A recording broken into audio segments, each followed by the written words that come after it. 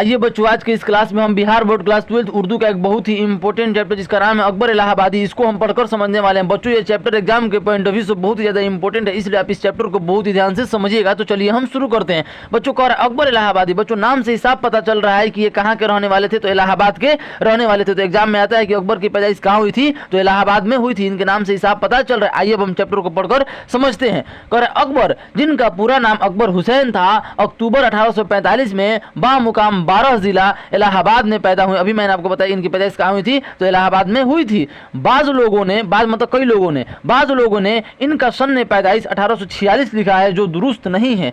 सैयद फजल मोहम्मद इनके दादा और तफज्जुल हुसैन इनके वालिद थे। अकबर के खानदान के अफराद मतलब दादा परदादा अफराद दीनवी सानो सिकवा के हामिल थे। दीनवी मतलब उनको कुरान शरीफ पढ़ना, दीनी तालीम होता है ना, कुरान शरीफ पढ़ना, इस्लाम की बातें जानना, तो ये कह रहा है इनके दादा परदादा दीनवी सानो सिकवा के हामिल थे। इनके बुजुर्गों को तहसील इल्म का भी शौक था। तहसील इल्म का मतलब होता है इल्म सीखने का शौक, तहसील का मतलब सीखना, इल्म सीखने का भी शौक था। ये पढ़े लिखे बहुत ज़्यादा थे।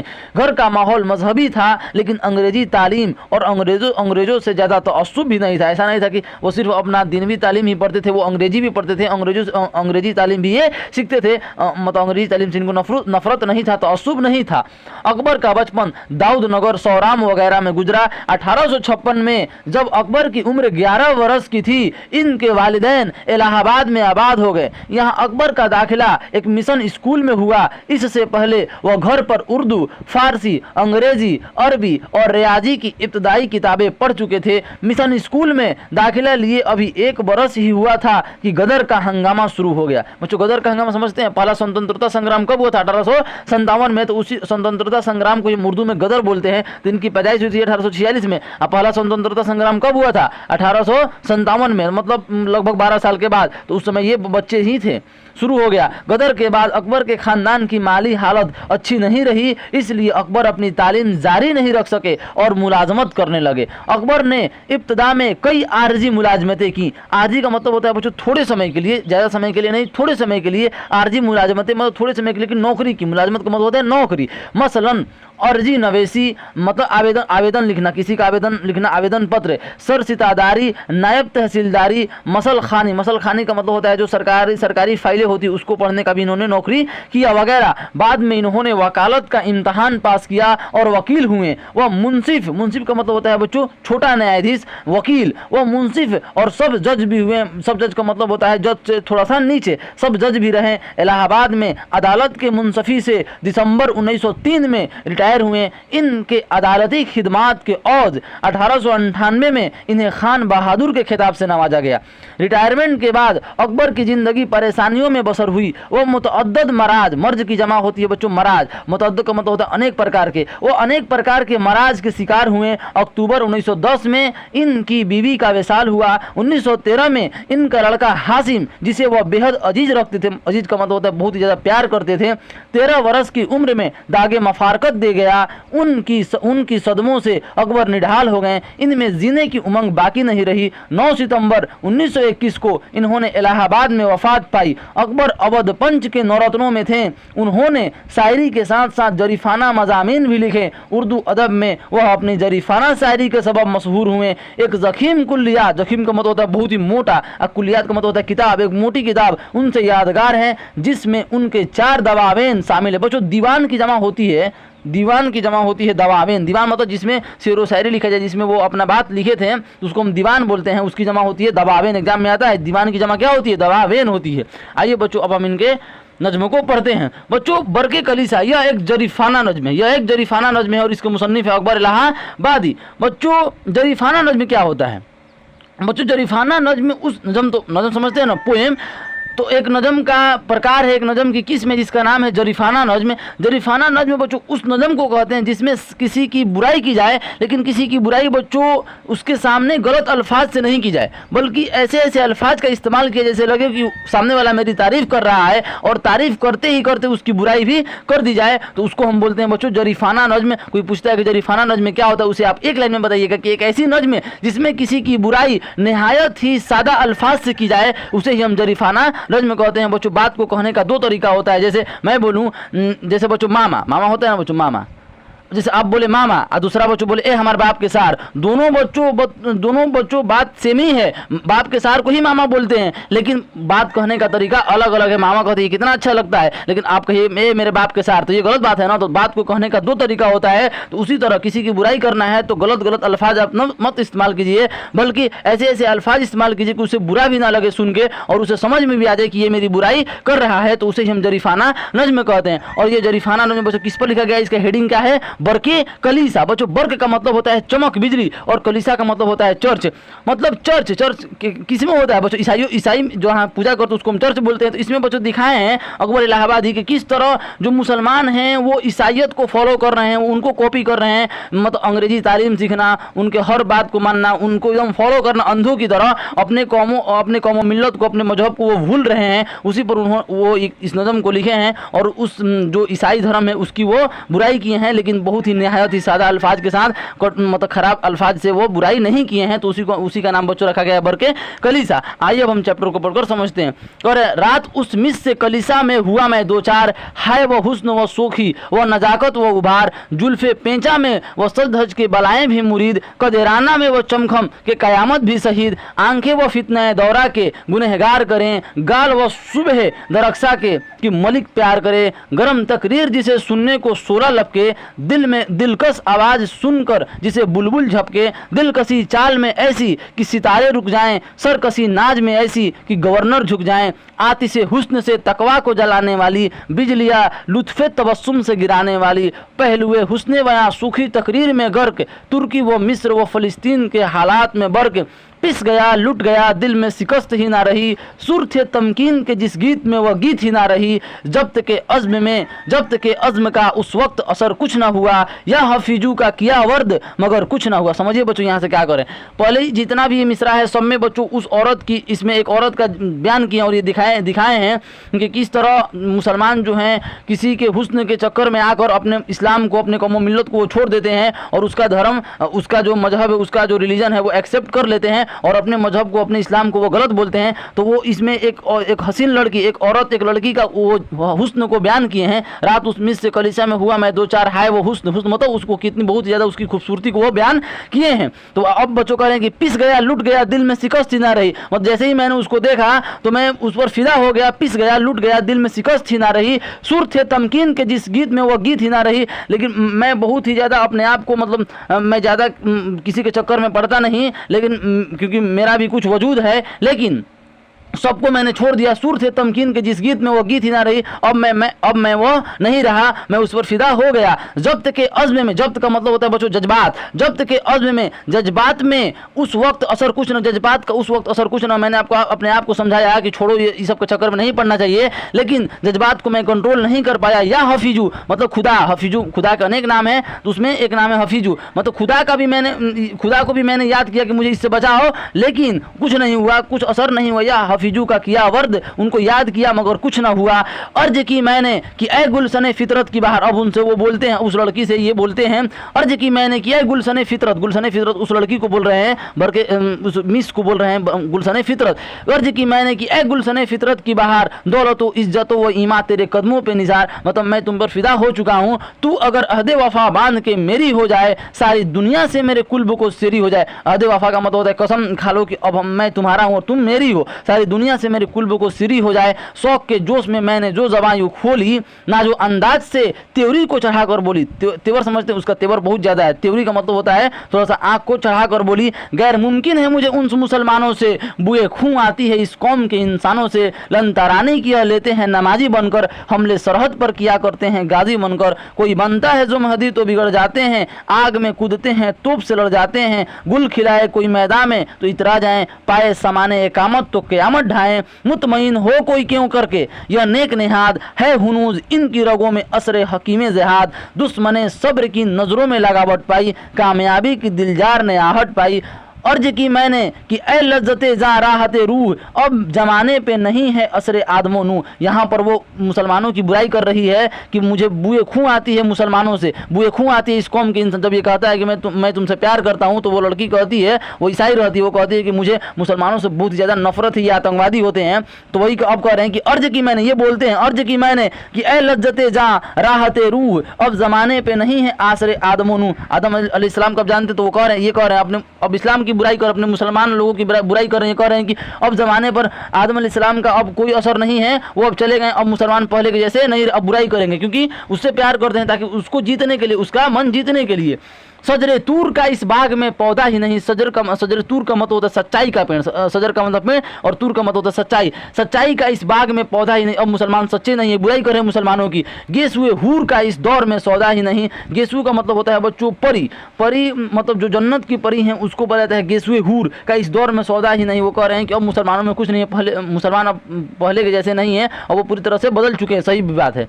अब कहाँ जहन में बाकी है बराको रफरफ, बराको रफरफ का मतलब होता है कि पहले जो इस्लाम की कहानी होती, आपको बच्चों अगर मैं आपसे पूछूं कि आपको कितनी इस्लाम की कहानियां पता है, तो आप में से बच्चों बहुत ही कम ऐसे बच्चे होंगे जिनको इस्लाम की मुश्किल बच्चों 2 से 3 भी कहानी आपको पता नहीं होगा। तो वही कह रहे हैं अब जहन में, अब दिमाग में बाकी है, अब जहन में बाकी है बराको रफरफ। अब कहाँ जहन में बाकी है बराको रफ, अब जहन में मतलब पहले की कहानी, इस्लाम की कहानी हम लोग बाकी नहीं है। बराको रफरफ का बराक मतलब बच्चों होता है कि मतलब वह घोड़ा जो मतलब हमारे नबी हज़रत मुस्तफ़ा सल्लल्लाहु अलैहि वसल्लम को आसमान से ज़मीन पर लाने वाले घोड़ा का नाम है बराको रफ़रफ़। तो वही कह रहे हैं कि आपको पता था, नहीं पता था, तो बच्चों वही कह रहे हैं कि पहले की कहानी, इस्लाम की कहानी अब मुसलमानों के जहन में नहीं है। अब कहाँ जहन में बाकी है बराको रफ़रफ़। टकटकी बंद गई है कौम की अंजुमन की तरफ। टकटकी का मतलब होता है अब उनकी निगाह उन कहानियों पर नहीं है, वो इस्लाम की कहानी को नहीं सीखते हैं, मुसलमान को बुराई कर रहे हैं ये, बल्कि उनकी टकटकी, उनकी आंखें जो है वो अंजुमन की तरफ, अंजुमन का मतलब नाच गाना की तरफ है। हम में बाकी नहीं अब खालिद जाबाज का रंग।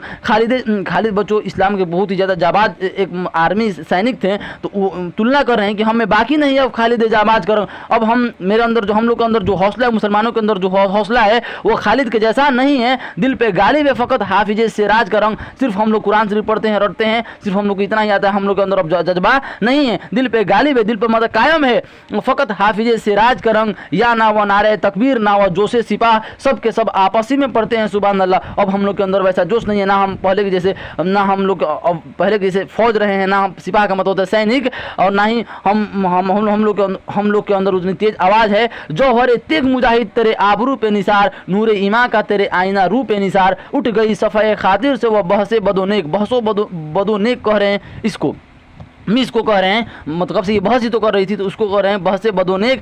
2 दिले हो रहे हैं कहते हैं अल्लाह को, जब इतना बुराई किए मुसलमानों का, क्योंकि ये मिस जो थी वो मुसलमानों से नफरत करती थी, तो ये भी मुसलमानों से, अब ये सोची कि ये भी मुसलमानों से नफरत करता है, तो अब ये कहती है कि चलो ठीक है, मौज कौसर की कहाँ अब है मेरे बाग के गिर्द, मैं तो तहजीब में हूँ पीरे मुगा का शागिर्द। कह रहे हैं ये कि अब मैं भी मुसलमान नहीं हूँ, मैं सिर्फ नाम का मुसलमान हूँ। अगर सही कहा जाए तो मेरे अंदर थोड़ा सा भी इस्लाम का थोड़ा सा भी अगर एक बारीक कण भी नहीं है, अब मैं मुसलमान नहीं हूँ, मैं तो तहजीब में हूँ, मैं सिर्फ दिखावे के लिए हूँ कि मैं एक मुसलमान हूँ। मुझ पे कुछ वजह एताब आपको एजान नहीं, नाम ही नाम है वरना मैं मुसलमान। अभी मैंने आपको बताया ना, ये कह रहे हैं उससे कि मैं भी मुसलमान नहीं हूँ। जब कहा साफ यह मैंने कि जो साहबे हम तो निकालो दिले नाजुक से यह सबा यह वहम। तो वो कह रहे हैं कि अब तो तुम्हें क्लियर हो गया ना कि मैं भी मुसलमान नहीं हूँ, जो भी वहम था, सबा और वहम था, वो तुम अपने दिल से निकाल लो और मुझे तुम एक्सेप्ट कर लो। मेरे इस्लाम को एक किस्से माजी समझो, और लास्ट में कहते हैं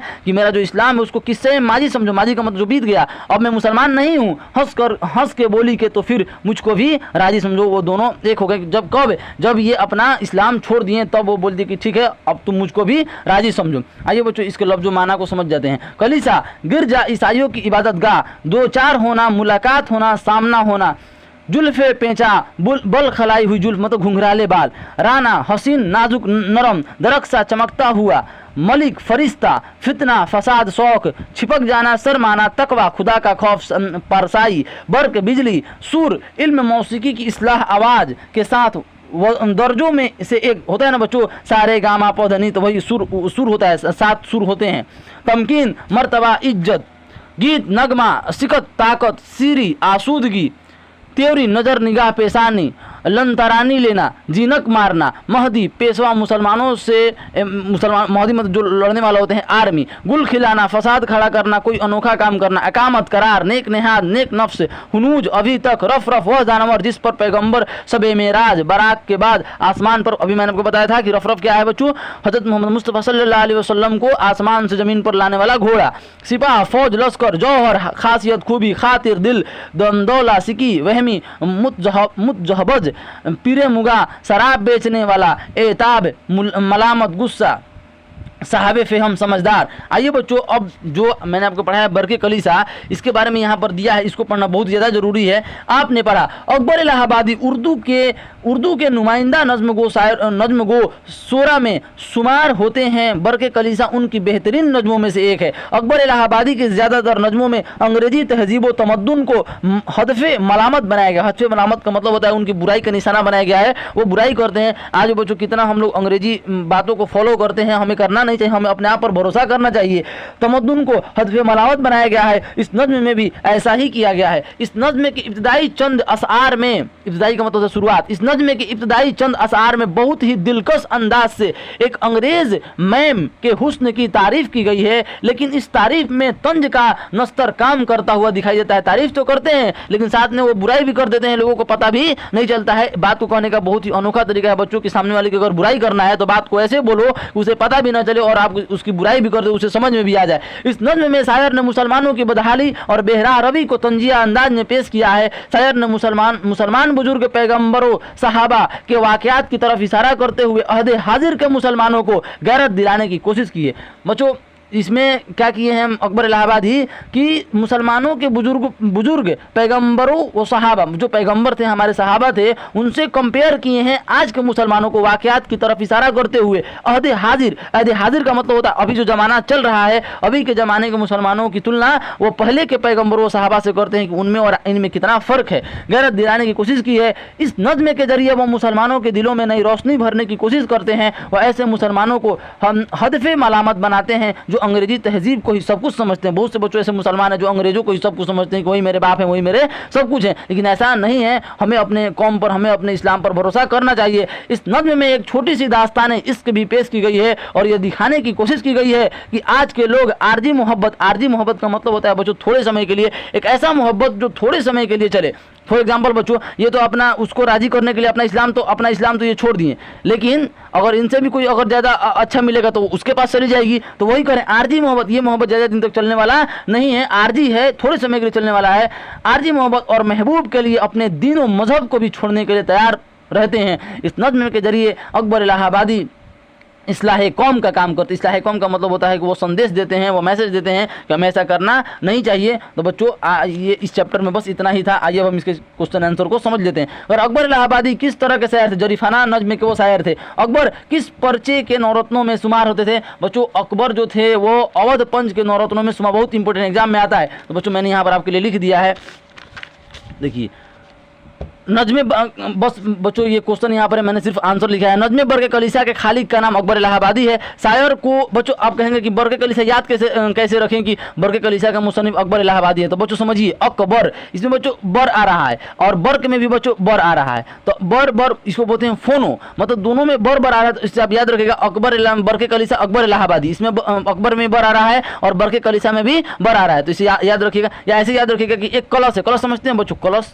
आपने पढ़ा होगा बच्चों, कलश ऐसा होता है, ऐसा कुछ होता है कलश बच्चों, इसमें तो पत्ता उता होता है। तो कलश आप ये ऐसे याद रखिए कि एक कलश है और उस पर लिखा हुआ है अकबर इलाहाबादी, मतलब उस कलश को अकबर इलाहाबादी ने बनाया है, बस। तो ऐसे आपको याद हो जाएगा कि बरके कलीसा का मुसन्निफ कौन है? अकबर इलाहाबादी। या ऐसे याद रखिए कि अकबर बर आ रहा है और बर्क में भी बर आ रहा है, अकबर इलाहाबादी बरके कलीसा। शायर को मिस कलीसा मिली, मतलब चर्च में मिली। शायर ने इस नज़्म में गुलशने फितरत की बहार मिस को कहा है। दौलतो इज्जतो ईमा किसके कदमों पर शायर निसार करना चाहता है? तो दौलतो इज्जतो ईमा मिस के कदमों पर वह निसार करना चाहता है। हमले सरहद पर किया करते हैं गाजी बनकर, यह बात शायर ने मिस से कही थी। अब जमाने पे नहीं है असरे आदमोनू, यह बात इस नज़्म में शायर ने मिस से कही थी। अकबर इलाहाबादी ने अपनी नज़्म का उन्वान बरके कलीसा क्यों रखा? अकबर इलाहाबादी इस नज़्म में अंग्रेजी दौर के गिरजाघरों और मगरबी तहजीब की बढ़ती हुई चमक धमक पर तंज करते हैं। बर्क का माना चमक और कलीसा का माना चर्च है, मतलब कि मगरबी तहजीब की चमक और उनके चर्च हिंदुस्तान में बहुत ही तेज असर कर रहे हैं, इसलिए इन्होंने अपना उन्वान क्या रखा? बरके कलीसा रखा। आइए बच्चों, मैंने मुसलमानों के बारे में इस नज़्म मुसलमानों के बारे में इस नज़्म में किन ख्यालात का इजहार किया है? मिस्र ने मुसलमानों के बारे में इस नज़्म में बदख्याली का इजहार किया, मतलब वो बुरा बोलती है मुसलमानों को। वह कहती है कि मुझे मुसलमानों से सख्त नफरत है और खून की बू आती है। मुसलमान लोग सरहद पर हमला करते हैं गाजी बन के और यह किसी को चैन से नहीं रहने देते हैं। इस नज़्म में शायर ने मिस्र के रूबरू मुसलमानों के बारे में क्या कहा? इस नज़्म में शायर ने मिस्र के रूबरू मुसलमानों के बारे में बुराई का इजहार किया है और वह मिस्र के हर बात में हाँ मिलाता है। शायर कहता है कि अब मुसलमानों में पहले वाली बात नहीं रही, यह बात तुम ठीक कह रही हो। अब मुसलमानों में ना उतनी हौसला है ना उतनी अक्ल है। शायर की किस बात पर मिस्र हंस कर नहीं बोलती है? बच्चों, हंस कर नहीं बोलती है बल्कि हंस कर बोलती है। आप यहाँ पर देखिए, जब कहा साफ ये मैंने कि जो हो साफे भी हम तो निकालो दिल नाजुक से ये सिवा ये वहम, मेरे इस्लाम के किस्से माजी समझो हंस के बोली के तो फिर मुझको भी राजी समझो। हंस के कब बोलती है? जब वो कहता है कि मेरे इस्लाम के किस्से माजी समझो। यहाँ पर गलत एरर दिया है बच्चों, इसलिए आप सुधार लीजिएगा। नज़्म बरके कलीसा के जरिए नज़्म बरके कलीसा के जरिए शायर हमें क्या बताना चाहता है? नज़्म बरके कलीसा के जरिए शायर हमें बताना चाहता है कि किसी हसीन लड़की के हुस्न के चक्कर में आकर हमें अपनी कौम मिल्लत को छोड़ना नहीं चाहिए। हुस्न तो थोड़े दिनों के लिए होता है, इसलिए अपने इस्लाम के नक्श व कदम पर हमें चलना चाहिए। आइए बच्चों, इसका सबसे इम्पोर्टेंट जो क्वेश्चन है वो ये है। नज़्म बरके कलीसा का खुलासा बच्चों आता है 5 नंबर में। नज़्म बरके कलीसा का खुलासा बयान कीजिए। तो बच्चों आप यहाँ पर देखिए, अकबर इलाहाबादी की यह नज़्म उस दौर की अक्कासी करती है जब हिंदुस्तान में अंग्रेजी हुकूमत और मगरबी तहजीब का चर्चा बढ़ रहा था। बरके कलीसा का मतलब है चर्च की बिजली या चर्च की चमक। शायर ने इस उन्वान के जरिए अंग्रेजों के चर्च और मगरबी तहजीब की बढ़ती हुई चमक दमक को तंज का निशाना बनाया है। इस नज़्म में शायर ने बताया है कि मुसलमान मगरबी तहजीब से इतने मुतासिर हो गए हैं कि वो अपनी दीनी और तहजीबी रवायत को छोड़कर अंग्रेजी तर्ज ज़िंदगी अपनाने लगे हैं। लोग चर्च, अंग्रेजी तालीम, लिबास और रस्मों रिवाज की चमक दमक में अपनी असल पहचान को भूलने लगे हैं। वह मजहबी फ़राइज़, सादगी और अखलाकी इक़दार को भी भूल चुके हैं। इन सभी बातों को बताते हुए शायर मुसलमानों से कहते हैं कि तुम अंधी मगरबी दुनिया को मत देखो, अपने कौम व मिल्लत पर भरोसा रखो, उसी को देखो, उसी का बात मानो। बच्चों एक होता है तराकीब, यहाँ पर बच्चों देखिए दिया है। इस नज़्म में कम से कम 5 तराकीब चुन कर लिखिए। तराकीब बच्चों क्या होता है समझिए।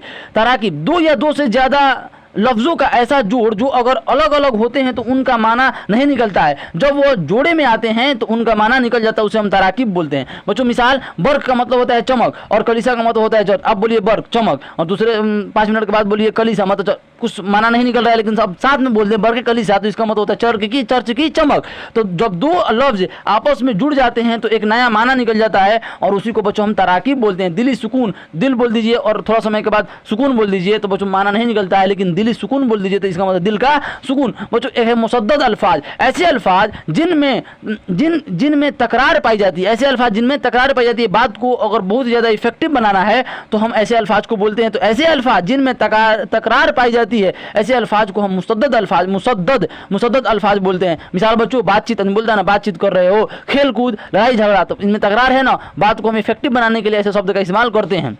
खेलो कूदो मत, तो खेल कूद बच्चों ये मुसद्दद अल्फाज है। बच्चों यहाँ पर दिया है कि नीचे दिए गए अल्फाज को जुमलों में इस तरह इस्तेमाल कीजिए कि जिनसे जाहिर हो जाए। जिन्स कितने होते हैं? मुज़क्कर और मुअन्नस। जुल्फ बच्चों मुअन्नस, उस लड़की की जुल्फ हसीन है। बुलबुल मुअन्नस है, बुलबुल बाग में चहकती है। सजर मुज़क्कर है, सजर ऊंचा है। किस्सा मुज़क्कर है, किस्सा बहुत लंबा है। इज्जत मुअन्नस है, उसकी इज्जत सबके सामने बढ़ गई। सरहद मुअन्नस है, फौजी ने अपनी सरहद की हिफाजत की। नजाकत मुअन्नस है, उसकी अंदाज में बड़ी ही नजाकत है। बच्चों उम्मीद करते हैं कि आपको ये चैप्टर बहुत ही अच्छा समझ में आ गया होगा। आज के लिए हम इतना ही रहने देते हैं। धन्यवाद।